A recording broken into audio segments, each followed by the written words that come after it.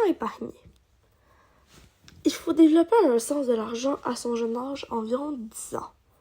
Tu peux demander à l'enfant de te donner 20$ par mois, et ensuite, quand il voudra s'acheter quelque chose qui a vraiment de la valeur, ça va être vraiment bénéfique, car il sait que ça va être lui qui l'aura acheté, et il en prendra encore plus soin. Par exemple, si tu veux s'acheter un iPad, une tablette, un téléphone, quelque chose du genre, il va savoir que ça va être lui qui va l'avoir acheté, alors il en prendra encore plus soin que si c'était vous. Mais pourquoi épargner? À quoi ça sert? Il est utile d'apprendre à épargner, car quand le jeune veut se trouver un emploi, il ne dépendra plus de ses parents pour subvenir à ses besoins. Une récompense pour épargner peut se manifester de plusieurs façons.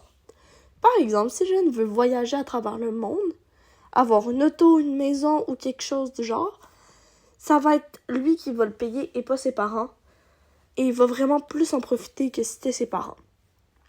Si tu épargnes 50$ par semaine, après un an, tu auras déjà accumulé 2100$. Il y a plusieurs types de placements, comme le CELI. Le CELI, c'est le plus populaire pour épargner à long terme, car les retraits ne peuvent pas être imposés par le gouvernement.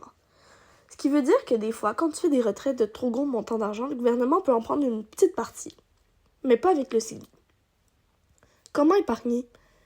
Les économistes nous conseillent de verser 10% de notre salaire dans l'épargne, mais je conseillerais plus 70% pour les adolescents ou les personnes qui n'ont pas de trop grosses dépenses à faire.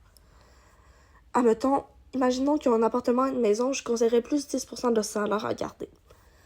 Ou si la personne travaille dans la restauration et qu'elle a le droit à un pourboire, il pourrait juste garder son pourboire.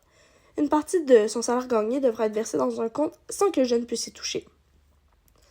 Épargner peut être utile pour une mise de fonds pour une maison, car si tu as assez épargné, tu pourrais la payer directement sans intérêt. La sensibilisation des écoles devra être revue, car les adultes n'ont pas toujours les connaissances requises pour en parler.